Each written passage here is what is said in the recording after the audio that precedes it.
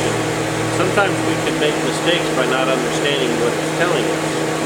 Today what I want to do is help you avoid possibly making a mistake by misinterpreting data that's displayed on the scope. We've got a 2000 Nissan Quest with a 3.3 engine, and that's what we're testing. Now what we're actually going to show here is the crank sensor. Very commonly, oftentimes we'll try and get our information first, so let's look at our scan tool. Now we can choose scanner, component test, or scope, but oftentimes we'll go to component test to get some information. We're looking at the crank sensor, component information. As we read right here, it says that it's a magnetic pickup mounted to the bell housing. It reads the cogs on the ring gear, and it generates an AC voltage signal which is sent to the PCM. PCM uses it for engine speed and determining misfire. Now key things here. It generates an AC voltage, the key word voltage. The sensor generates a voltage. AC means it's going to be a sine wave. That's what I would be expecting to see.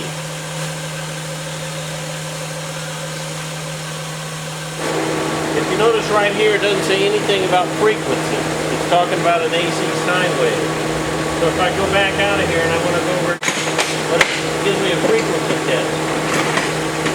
So if I choose frequency, it just says basically backprobe the signal wire, and at 800 RPM, which should be idle, the frequency should be 1.5. Notice this is frequency, not voltage. So when I turn on my meter, and it displays we're tapped into the signal, we should be reading about 1.5 kilohertz. So since this is reading frequency, on the left here we're reading frequency, not voltage, as you would normally be looking for. And it's reading a frequency of about 1.5, goes across, we've got a 5-second interval. Now if you're looking at that, you might be thinking, well that looks like dropouts. We're at idle. Let me bring it above idle a little bit.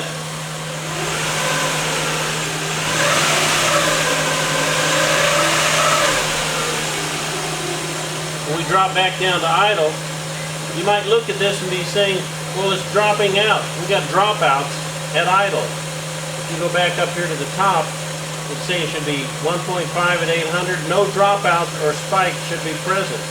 That actually looks like dropouts, but they're really not. So let me explain. We're going to go out of here. I have to stop this one, and I'm going to go into the lab scope. I've already got the lab scope set up. We're going to turn it on, and it is displaying like this. I'm still setting at 5 seconds, just like the other one, but now we're reading voltage over here. We're not reading frequency. And if you look at the voltage, if you look close, 0 volts is right in the middle, and it's going up over 2 volts, and it's going down below -2 volts. So this is the sine wave that it was talking about. To see that better, I'm going to change the sweep and go from 5 seconds, which is what we're at. Let's go down from 5 seconds to 5 milliseconds. Now you can see the sine wave a little bit better. Change the vision of it. You can see we're going up a little over 2 and down below 2. But this is the sine wave. Now since we're reading voltage over here in the same 5-second interval, or 5 milliseconds now, when I accelerate,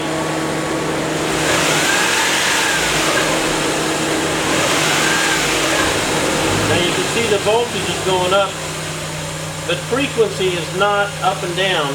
Frequency is the interval in between. So when I accelerate, our voltage does go up. It does go up and down in a sine wave, but also the frequency gets shorter.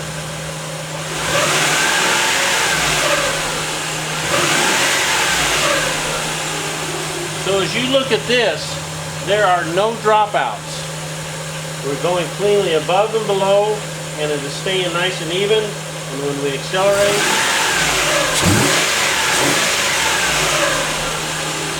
there are no dropouts because it's generating a sine wave.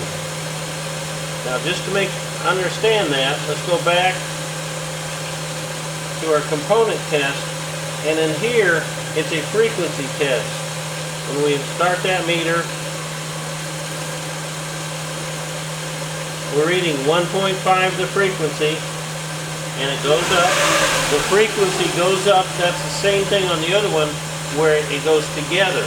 But here it is displaying the frequency increasing, where when you were looking at voltage, it was actually squeezing together. So these are not dropouts to zero because we're not reading 0 volts. It's the frequency going up and down. So having this equipment that can show you lots of things is valuable. But you need to understand what it's showing you and interpret it correctly. Just like gathering evidence to find a problem, we don't want to just throw a part. We want to find the evidence that actually tells us what the problem is. When you're gathering data, it's the same way. Gather the evidence in the data and be sure you understand what it's telling you. There's a big difference between hertz, frequency, voltage, sine wave, voltage drop. Be sure you understand all of that before you make your decision. So as you advance and get a high-tech piece of equipment, you need to become a high-tech technician as well and expand your knowledge so that you can understand what that tool is telling you.